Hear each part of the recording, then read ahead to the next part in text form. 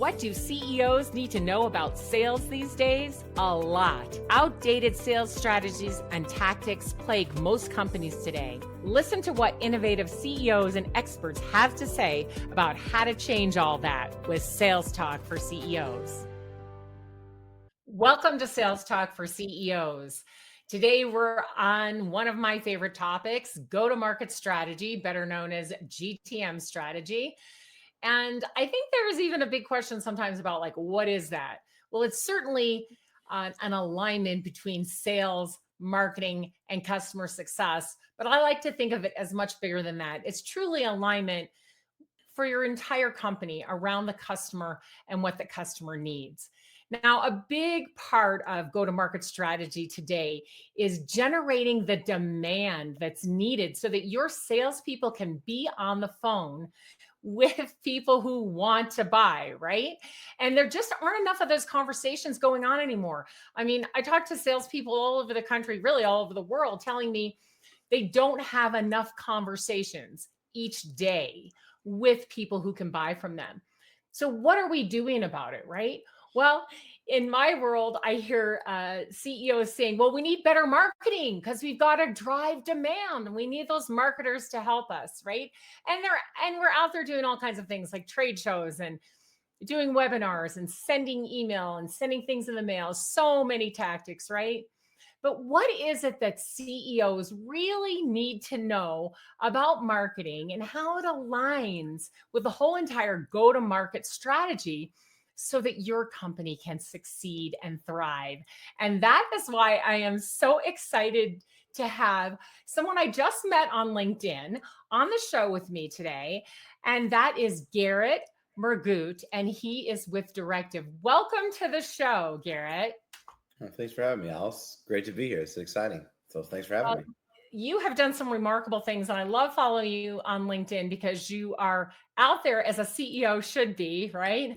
Posting and to help with that marketing, that demand, and that whole thing. Yeah. But I'm really anxious to jump in with you on go-to-market strategy and really what that looks like, because it's mostly digital these days, right? And in 2025, it's very different than it was 3 years ago. Definitely different than 10 and 20 years ago. But it seems like a lot of CEOs are stuck way back there trying to use the same strategies and tactics, and they're just not working. Yeah, I think, what's happening is a lot of CEOs, I think, are outsourcing parts of the function to other executives on their executive team, whether that's their CRO, the CMO, maybe VP of sales, VP of marketing. I think they're just actually a layer outside of it. I think I don't know if there's a lot more initiatives or channels or tactics or areas of your business that when you focus on them have such incremental value to your own time and your own leverage. So I'd say the biggest thing that CEOs aren't getting about go-to-market strategy today is they're missing the first principle in B2B, and the most important principle, which is your entire sales marketing function needs to be all driven by and foundationally aligned with your total addressable market. And people really skip this step. And even when they do this step, they don't inspect fully this step. And so what I mean by that is you've got your sales org and they're dialing, they're calling people, they're sending LinkedIn messages, they're sending emails, they're trying to break into these accounts.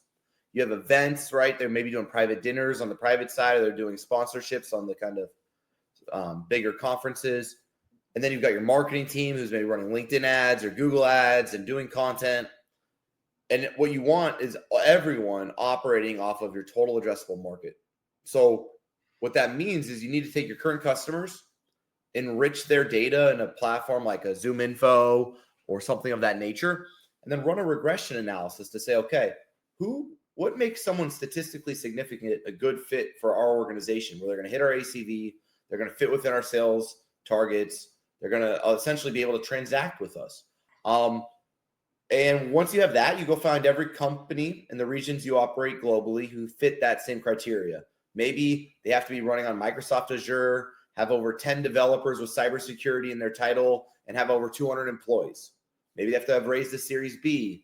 Maybe they have to have some type of API integration. whatever that is, once you understand your kind of firmographic, technographic, and demographic criteria, you can then find everyone who matches that, manually verify all of them, whether it's 100,000 or 10,000 accounts, love your list, feel great about your list, and now you can be much more dynamic with your capital and your strategy because everything's going to a manually verified named account that you know hits your ACV and your hiring criteria or your winning business. Yeah. Yeah. Like exactly, right? And I think this is where so many companies are going wrong.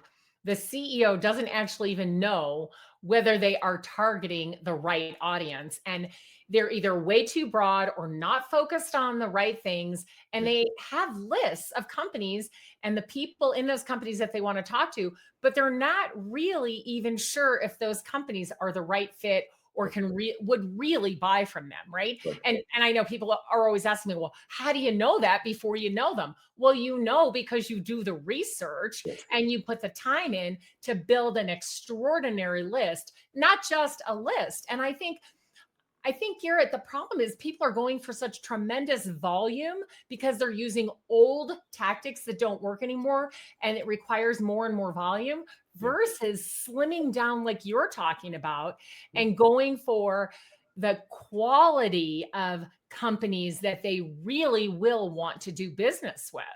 Yeah, and I think the key is not sacrificing either. I think you can have quality and quantity if you go about your process using modern technology. And like right now, like so I did school like what 12, 13 years ago. I got my degree in economics in like 3 years, but it used to take me weeks to run a regression analysis. I can run a regression analysis on a massive data set using ChatGPT in 13 seconds. And it can get me to what exactly is the statistically significant character trait that's publicly available of an organization that makes them a good fit for my company. And once you understand that, it lets you be aggressive, right? Because I can upload that list to CTV and I can now run now commercials for some non-sexy, boring B2B company that I can make sexy, compelling, and creative because I know exactly who I'm advertising to. I'm not buying a spot on the Super Bowl and advertising to everybody. I'm essentially saying, okay, I got my list. SDRs, you're hitting these people up, you're calling them, you're connecting. Marketing, you're running television commercials, you're running LinkedIn ads, you're running Meta ads, but it's only to my list. What that's events, you're allowed to do any events you want. This is our CAC, but it has to be an account and a title from this list. Once you create that foundational excellence, your creativity creates growth because every impression is now in its first principles valuable. It's no longer, hey, sales, did you like that lead? Hey, sales, how was this one? Hey, sales, how was this one? It's everything you're doing is unified around a future buyer of your products or services. And that allows you to be aggressive with your organic capital allocation and start to push top line revenue growth. Absolutely. And then when those people, those humans finally know you well enough to say, I want to talk to a salesperson, they actually want to schedule that appointment and talk and learn because they have gotten the opportunity to know you through all of these other mediums because you directed all of your messaging to them because they are your truly ideal customer, right? And you don't have to have this big, broad messaging hoping that you're going to catch someone in that crazy net. You got very, very specific messaging. You know, what's interesting about this to me is that I've had companies ask me, well, how do you do that? Like, how do you know? Well, it's pretty easy if you're already in business. Not as easy when you're a startup. But if you have years of customers to look at, you analyze your own customer base first. I mean, it's amazing to me. It blows my mind, Garrett, that people don't think of that. But here's a little gold mine. It's called your customer base. Rank them, rate them, right? And figure out which ones are whatever you consider the best because they have these things or do these things. And then what do they look like? What do they all have in common? Now you've got your parameters to put into that ChatGPT, right? And run the lookalikes and build a really, really good list. But it's amazing to me that people don't think of it. No, I mean, the customers are right there. You have their URLs, and all you gotta do is enrich them. And then you start to learn, okay, all of our customers have this technology. All of our customers have over X amount of employees. All of our customers are in these regions. All of the people who ever bought from us have these titles. All the people who've never bought from us have these titles. The data is right there. Even for the worst data organized companies in the world, you can figure it out. Everybody knows what I like to tell everybody is everybody knows their customers and everybody knows how many proposals they gave in a month. So it's pretty easy to figure out close rate, ACV, build your LTV CAC model, figure out what you can pay to acquire a customer, and be aggressive. And I think a lot of times, I've been doing this now for 12 years, and we lose a little bit of our curiosity and our drive, and we start to believe this lie that we can outsource parts of our business that are not yet successful and not have our energy and attention on it, and it'll magically work because we found some guru genius perfect VP. I wish that was the case. It'd make my life a lot more fun and a lot easier. But I found that the top performing CEOs do a really good job getting out of anything that's in the operational stage of their business and getting really deep on things that are in the building stage of an initiative. And I'd argue most CEOs have skipped getting really involved in the marketing. And if they actually reviewed their own marketing, they could very quickly, very succinctly help better articulate it, because I found CEOs very deeply do know their customers and why their products and services exist, what makes them different, why they're compelling. And I haven't found a lot of CEOs that if they actually looked at their own marketing would agree with what they're articulating and its quality and its targeting. And I think if we just slow down a little bit and look, that's the start of greatness when it comes to improving your business's ability to attract customers. Oh, absolutely. I mean, I have put emails in front of CEOs that their salespeople sent out, and they have been appalled. I'm like, oh yeah, I mean, we all are. What you are sending. Yeah. This is what your company is sending out. This is representing your company, and you're allowing it. And the worst part, Alice, is then they say that email doesn't work. And so this is, I think, the fallacy of being the CEO is that you throw the baby out with the bathwater without ever properly inspecting the bath. And so what I mean by that is your team tells you things. Hey, LinkedIn cost per leads are up 10x right now. We got to scale spend off of it. The platform's not working. Okay. On one hand, you could assume perfect execution, perfect creative, perfect copy, perfect value prop, and it really is the channel. But what I'd encourage any CEO to do is go look, because I've found that almost every channel could work. M&A is a great growth lever if you buy the right companies and you integrate them and you do it right. It's also bad if you don't. LinkedIn ads is a phenomenal growth lever. If you don't use LinkedIn's own targeting, you upload that TAM we're talking about, you do the right incentives like value props and maybe even gifts, exchanging essentially maybe a gift card for a meeting, AirPods for a meeting, right? LinkedIn does not have intent data. So just for all the CEOs listening, advertising today is in two buckets. There's search, which has an intent, but no firmographics or demographics. So what that means is someone can search for ERP software, and I can position my product to be discoverable when people are looking for it on Google. However, I don't know if they're a CTO. I don't know if they are a head of finance. I don't know if they're at a company that would actually have enough budget to acquire me. And so what happens is the channel of Google struggles as you move up market and your ACV goes up, because when you put the word enterprise ERP software, you go from having 1,000 people searching to only 100. In other words, search is hard to move up market with and to create profitable growth from for sales-led companies that have higher ACVs. Conversely, LinkedIn's phenomenal. It has the right title, has the right company, but they're not in market and they're not intent. So people go advertise there and the cost per lead's too expensive to justify the results. So we at Directive have developed our own methodology that takes what I learned from running SDR teams, ironically, and applying that SDR best practices to outbound advertising without the cost of a human to unlock certain of these channels. And we use incentives like gift cards to generate intent when you're on non-intent platforms like social media. Yeah. You've got to be creative. You cannot rely on what used to work.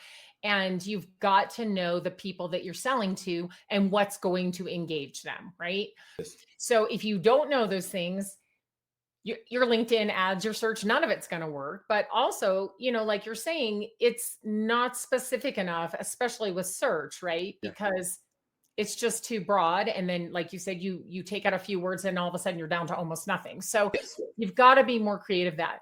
Now, I think that CEOs today, they come from all different backgrounds, but rarely do they come out of sales or marketing, Yeah. right? So when you talk about a go-to-market strategy, they feel like they need an expert. They're not the expert. Whereas a lot of times in finance or operations, they feel more expert, especially if they're the founder and they develop the thing, right? Yeah. And so they like to live there in product and in operations and in finance and in some of these other places. Yeah. But what you and I are both saying is that the CEOs have to Yes. learn enough and understand enough about go-to-market strategy to be able to help direct their team. Yeah. And one of the things that you mentioned earlier, and I think is a big mistake, sometimes way too early, CEOs hire a CRO. And I feel like the CRO is really doing the CEO's job. It's like, you Yes. are the CRO, right? Yes. Yes. You've got to know how to make sales, marketing, and customer success and everyone who touches the customer align together, right?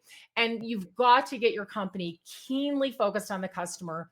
You've got to keep your ear to the customer so you know. And you also mentioned that these marketing materials or messaging that we're sending out through every different channel, the CEO knows it best, and yet they are not in touch with it. And so marketing is making up language and building messaging for sellers to send out that is meaningless to the people who are receiving it. And as I mentioned, CEOs would be appalled half the time at the message is going out. So let's talk about what the CEOs can do who don't feel as comfortable in sales and marketing in that GTM world, right? But to help themselves and help their teams. Like, one of the first things I think is just like help them understand what's in your brain and what you know, right, about your products and services, and more importantly, what you know about your customers. Yeah. No, I think CEOs in general, and I'm victim of this as well, we go through our phases, but I think sometimes we have this false belief that we've earned a certain level of hands-offness in our organization because of how long we've done it or how successful we have been. And we think that we can almost play business. That's not to be insulting or anything, but it's to say, when I say play business, it means that you can go over the P&L, make sure you really understand it. You kind of go through some ops stuff, you look at the product, but you're not creating incremental value for your organization. And frankly, all that stuff right there is in the ongoing. And what I mean by that is that stuff that is where your VPs and your C-suite and your leadership group is going to excel, is when things have already been built and are now need systems and processes that you're probably getting in the way of.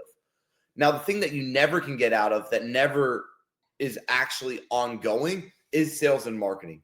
These are short shelf life campaigns. These are dynamic behavioral changes. There's competitors entering with new billing mechanisms, new packaging, new pricing, new terms. Marketing is not button pushing. It's how you position your products and services in the marketplace to compete against this kind of apathy, frankly, most often. Excel, second most often, and third most often, other actual companies. And so when I look at what CEOs can do, I think the most tactical, simple thing a CEO can do is set up a couple meetings. So what I do, that's always been when my company has grown and seen success, is when I set up a weekly meeting after I've set my strategy. So we do annual planning. I do annual planning from about October to December, where I really look at our budgets, look at our capital, work with my exec team and say, okay, what are our core initiatives for this year? When I fail is when I design all the initiatives, I bust my butt, I put together a great plan, and then I think that I can stay above the implementation and execution of new initiatives. And when I succeed is when I simply set a weekly meeting with the team dedicated to the initiative. There, I get visibility, I get pace, I get involvement, and I create alignment. I'm not telling my team how to do anything. I'm narrowed in and I'm really focused on two things that every CEO can be great at in marketing, which is what are we doing and why are we doing it? How we do it is what you pay your professionals for. I don't need to be the expert. Frankly, I don't know how to push the buttons in Google ads or LinkedIn ads, but I know what will resonate with my audience and why we need to do it to convince them to hear more about our product or service. And so I think the biggest thing CEOs can do, like the ultimate thing they can do right now, is set up a weekly meeting next week, and not just a marketing meeting. Make it an initiative within marketing. So make it a LinkedIn ads weekly meeting. Make it an events weekly meeting. Make it a organic content marketing weekly meeting. Don't keep doing these macro meetings. They're just like crappy versions of one-on-ones that don't move the needle. Get in the micro, get in core initiatives, get into real purposeful things, set goals, and start hitting goals. You're going to have a lot more fun too, by the way. Yeah, and you'll learn, right? So if you see that this team has got this LinkedIn ad running and they're not getting results, and like you're saying, you're asking them, what are we doing? Why are we doing it, right? So, okay, why are we running LinkedIn ads if we're not getting any results? Oh, well, we think they can get results. All right, well, what changes would you have to make? I mean, you really just need to be the asker of good questions so your team can think and grow, right? We talk about team development all the time, and we might even run trainings and stuff, but one of the best team developments is simply asking hard questions that makes your team members think, and they have to, if they don't know the answer, they're going to have to go find out, right? So how do we write better LinkedIn ads? That's my question for you all this week. Tell me next week when we're back together and show me that the better writing has worked, right? Or else we are going to say goodbye to that budget for LinkedIn ads, because if we can't do it well, why would we even do it, right? Right. And it's not that the results are what you need right away. You need the inputs. And I think that's kind of my feedback to exactly what you're saying. It's like, don't worry so much about results. The results are a byproduct of great work in any craft, in any field. Doesn't matter if it's a sports and it's practice related, or business and it's copy and creative related. Bad ads don't work. Good ones do. And you can wait as long as you want on the bad ones. It'll never happen. And if you wait long enough on the good ones, it will happen. And I think it's all a matter of getting presence and activity, because your CFO is going to go around you and shut it down. And then you're going to hear from the team around why LinkedIn doesn't work. And now you know what you have as a B2B company? No way to socially advertise to your audience. There is not this infinite amount of channels and ways to grow your organization right now. And so you can't give up on LinkedIn ads if you are a B2B company. There is no better way with a more active audience that you can title target and have account matching at. You have to figure it out. And so to me, a lot of this is just about accepting reality. I have a saying called embrace reality, don't manipulate it. If you are a B2B organization, you have to embrace the reality that there is one social media platform for you to interact with your buyers on, and it is LinkedIn, and not figuring it out is not an option. And I think you really just have to embrace that and get yourself active and present. Yeah, absolutely. I think that CEOs fill their time up with a lot of things, right? And they seem super important. But the question always is that meeting moving the needle, right? Where you could have these meetings with your teams on very important topics and actually move the needle, right? We are here to drive growth. Why else would you be running a company? So if your job is to drive growth, you have to know what's happening. It's too late when the numbers don't come in and you're like, well, what happened? Why didn't we hit our numbers? Too late, right? You've got to be ahead of it. Starts with building the strategy, like you mentioned earlier, but then you can't just say, okay, we'll meet on the strategy quarterly and see how it's going. You've got to dig in and understand which of those initiatives in that strategy are going to move the needle the most, and you've got to stay involved. The other reason I think to stay keenly involved in the marketing, especially the marketing messaging and the sales messaging. Let's just talk about all go-to-market messaging, right? Is the customer. You are meeting with your biggest customers because that's part of your job as a CEO. You may be meeting with the biggest prospects as well as a CEO, because that's super important as well. But you know them, you know what they're thinking. You also think at their level of these senior people that you want your salespeople to have conversations with, right? So you're the one who has all that in your brain. And it may sound mundane to review marketing messaging that, a CEO should never do that. The marketing leader should do that. Wrong. The CEO has to do it because they're the ones who know.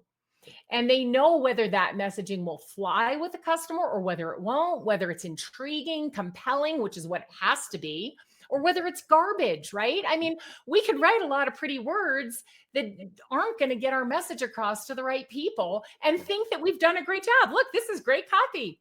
Let's send it out. Well, let's send it out. Okay. Let's first tune it up, make it better, send it out. Does it work? Doesn't it work? Tweak it. And so that's why those meetings you're talking about are so important.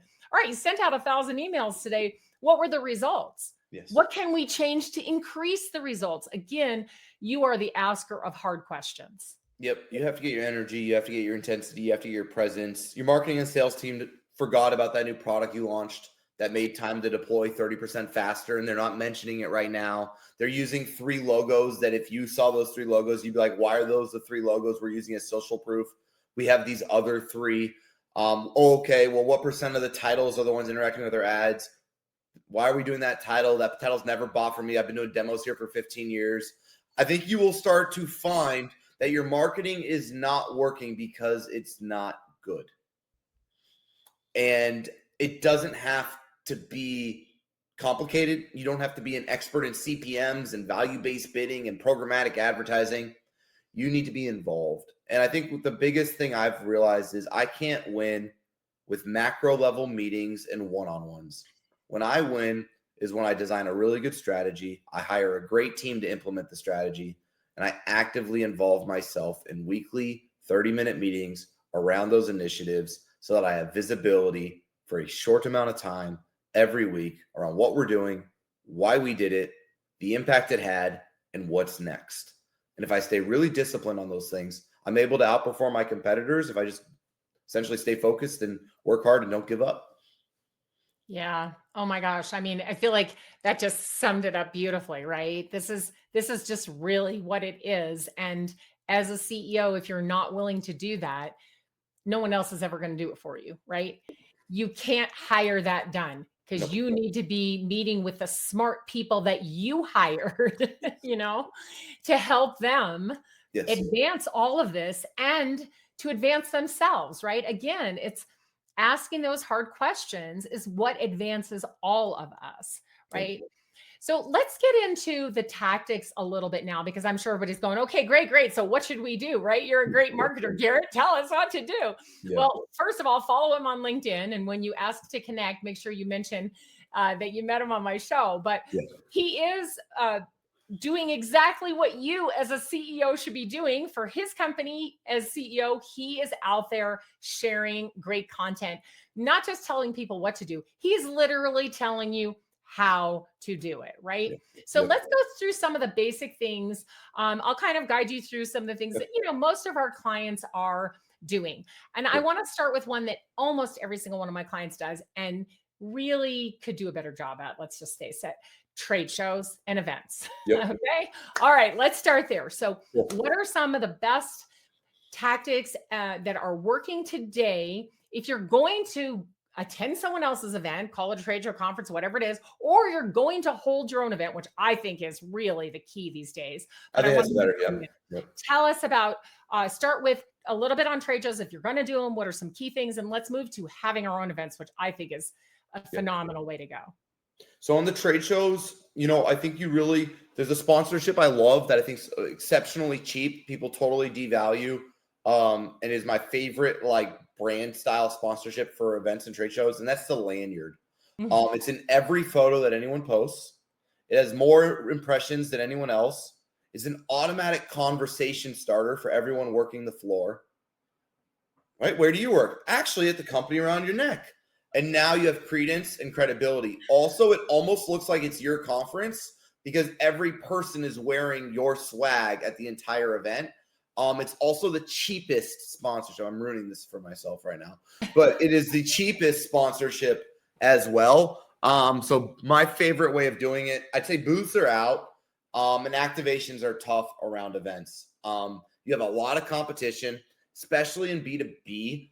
The higher your ACV is, usually the lower volume count of users, which means your events don't have as much brand swag and awareness as PLG companies that have high volume of users. So it's hard to get people to your breakfast, your lunch, your dinner when there's so many competing activations around the conference at the same time. What I like is the speaking. I think it's Yes. really, really important. Less booths, more lanyards, more speaking, and then try to do your activations, ironically, not at the same time of the conference where you have less competition, because the big, sexy PLG, low price brand with hundreds of thousands of users always kicks your butt and on the party. Like, it's just as hard to get your people that like enough audience there. And you're gonna get a lot of last second cancellations. But we have, I think, cracked the code on private events at Directive after a long time. And that's actually been starting to work for us. And we were doing some really unique things. This is not me. This is definitely my team. Hang But they on there for 1 second. I just want to pull a couple notes out because you said some really cool. key things. I want to hammer Yeah. on those for the CEOs who are like, because they're always asking me, should we do trade shows? What's the ROI? We're not getting enough leads. Yeah, you're not getting enough leads for the exact reasons that you said. Yeah. It's really hard as a small brand. And even if you get a 20 by 20 space and spend $150,000 on a booth, you cannot compete with these gigantic brands. And they're going to get a better space and they're going to get better traffic and all of that. So we've got to be different if we're going to do it. I love the lanyard idea and the speaking. I always recommend if you can Number one ROI channel, Alice. Number get a one. speaking spot, right? Because people will wait for you after you talk. And then if you do have a booth, they'll follow you back to your booth. And now you have people in your booth. Oh, my AEs and SDRs are obsessed when I speak because I just get a bunch of business cards. I do connections with all those people I spoke with, and their close rate's at like 50%. Yeah. It is by far the best way to do events is around thought leadership. And then honestly, just send a lot of reps and work it, grind it out. Like a little trick you can do is you can search on LinkedIn with people who are stating that they're attending the event. So search on LinkedIn. Just use the hashtag. You use their hashtag and you can on LinkedIn, people don't even know they can search by hashtag. You can see everybody who's posting about the show and you get them in advance, right? Before you ever even get there. And there's a company, Vendolux, that'll give you when you can't get the attendee list because a lot of organizers aren't giving it to you now. This company called Vendolux that will give you all the attendees, and then you can actually schedule meetings pre-event. So right now what I do is I use more on travel and entertainment than I do on booth, and I just flood the floor with reps, and we try to hold as many conversations as possible and do it more with headcount and speaking and creative sponsorships like the lanyard. The only time I want to be a booth that will work is if I'm the only booth. So let's say Directive goes to a manufacturing conference and I'm the only marketing agency. That I'm down with, but I can't get a booth at a marketing conference. I'll get my butt kicked. No, exactly. I just did that with a client recently. They were at a humongous show and they were the only ones who sold UCAS.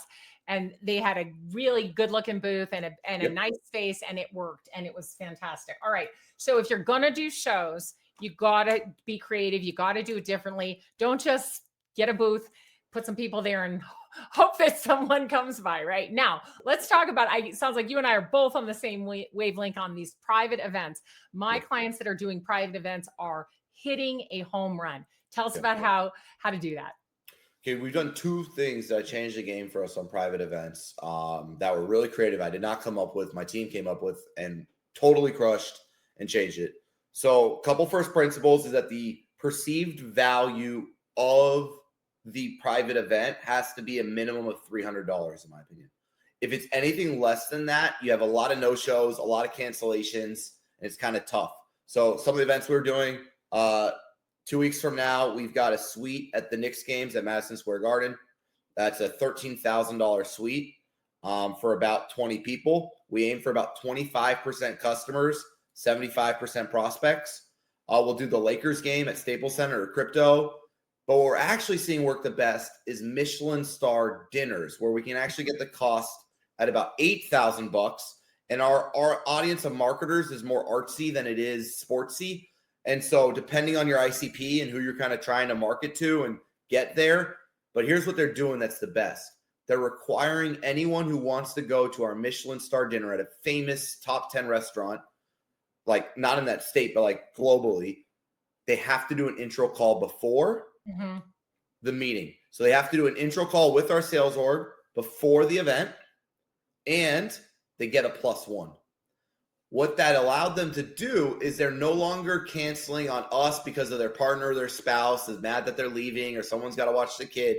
Now they're canceling on their partner or spouse who they invited to a game, and our attendance rates have skyrocketed by allowing people to bring a plus one and then take an intro call before the event.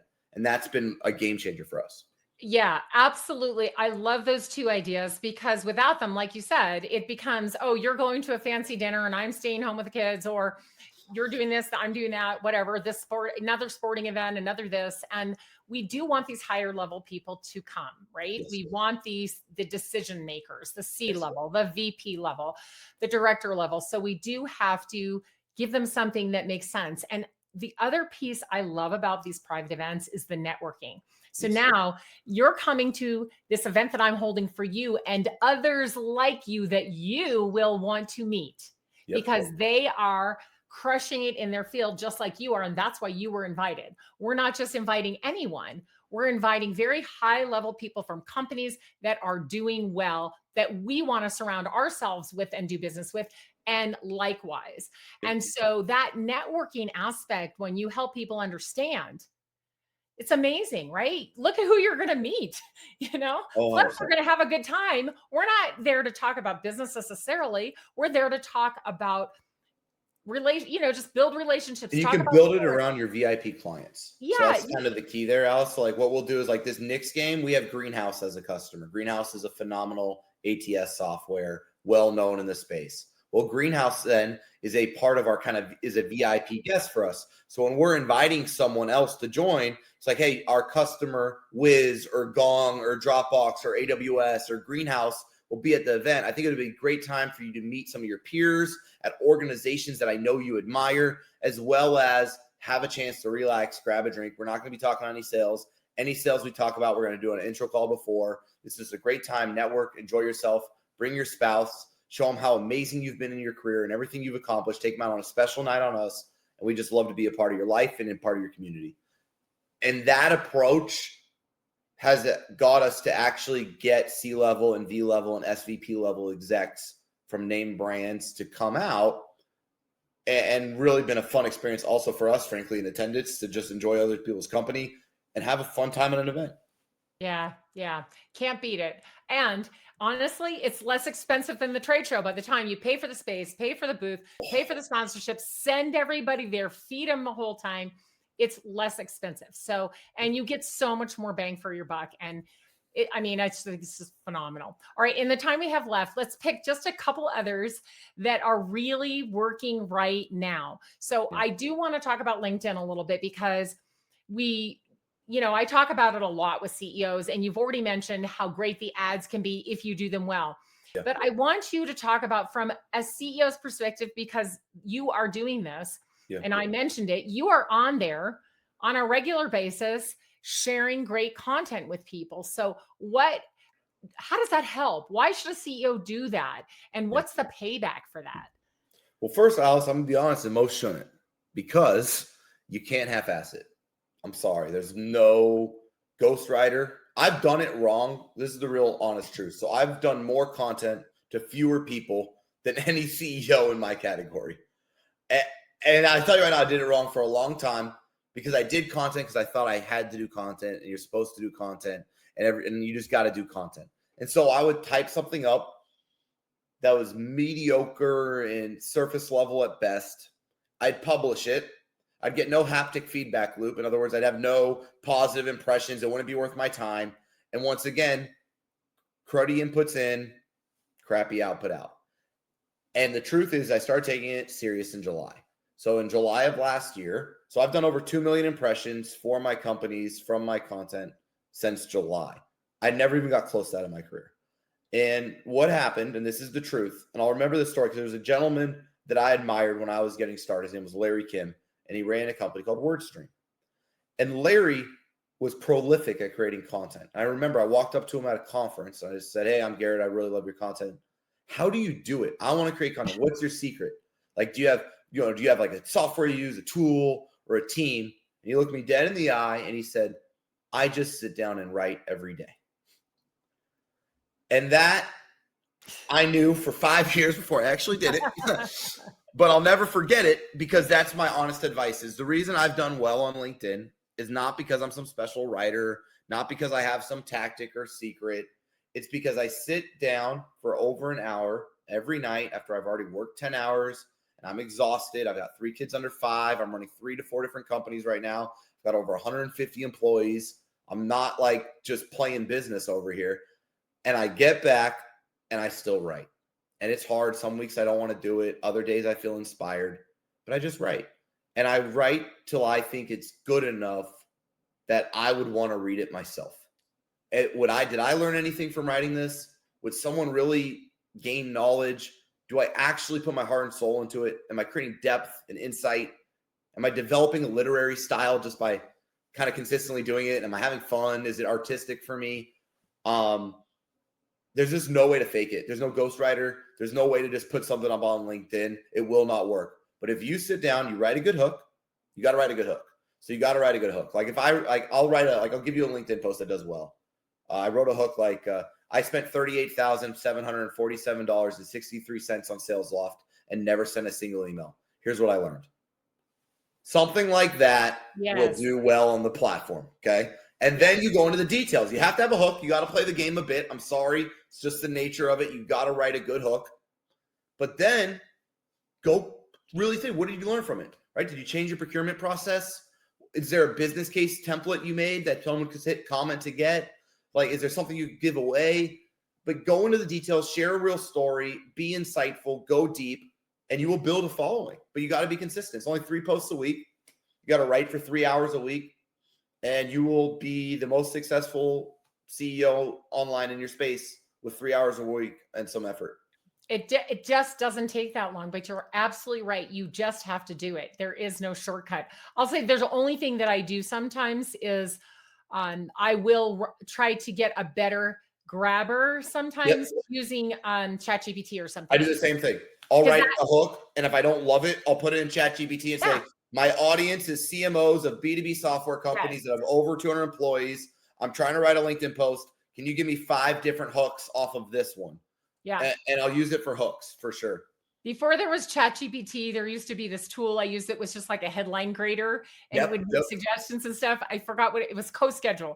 They put it out, and I used to use it all the time, and it really helped me a lot because that's the hardest part, getting that hook. But if you don't, people won't read it. So all that good work will go to waste. So all right. Gosh, we're just getting to the end of our time, but I want you to share one more, and I'm going to let you pick. What else is really working for your B2B clients right now? Conversation ads. It's the best ad unit in the world. So there's an ad unit on LinkedIn called a conversation ad. And what it looks like is a old school sponsored in-mail type ad from back in the day. So about 6 years ago, this is how I grew Directive from 6 million to 23 million in 2 years, about 6 years ago. And I did it almost all through conversation ads and gift cards. So we were the ones who pioneered gift cards in exchange for a demo. About 6 years ago at Directive. That was kind of our baby, and we really blew that up. And what happened is, it's kind of a fun story, so I'll share the story with your audience. We had a contract with Sendoso. I was doing Sendoso's marketing at the time. They're an outbound gift-giving software.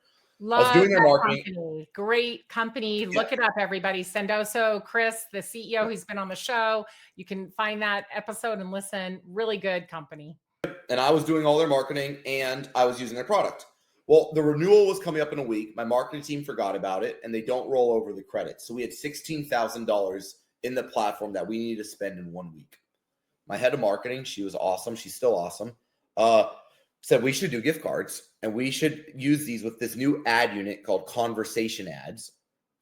Our SDR team's doing great, but we could choose to even send it from you, Garrett, or from one of our VPs or one of our C-level execs.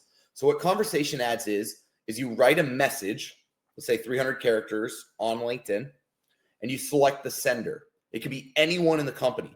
So imagine if you could get your CEO to send 500 outbound LinkedIn messages a day, for example, right?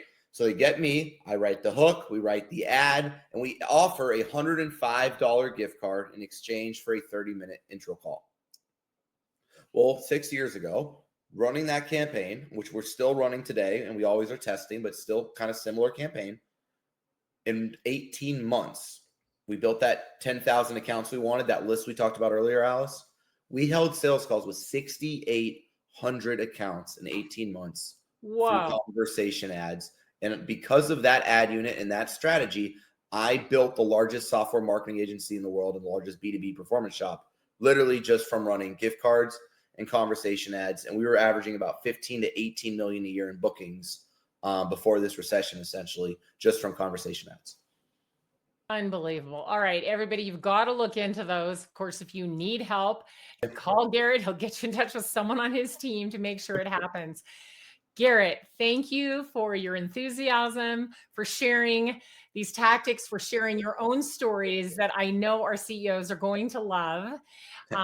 If there's ever anything I can do to be of help to you, please don't hesitate to let me know. And if people want to find you, what is the best way for them to do that?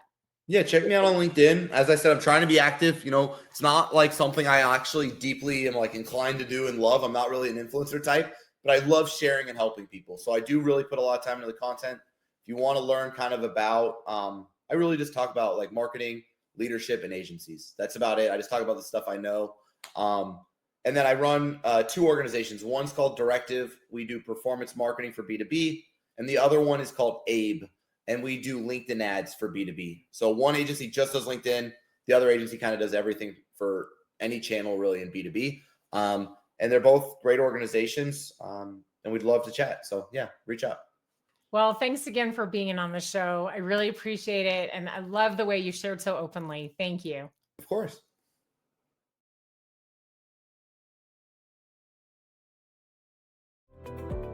If you enjoyed the show, please like and subscribe, and we'll see you next week.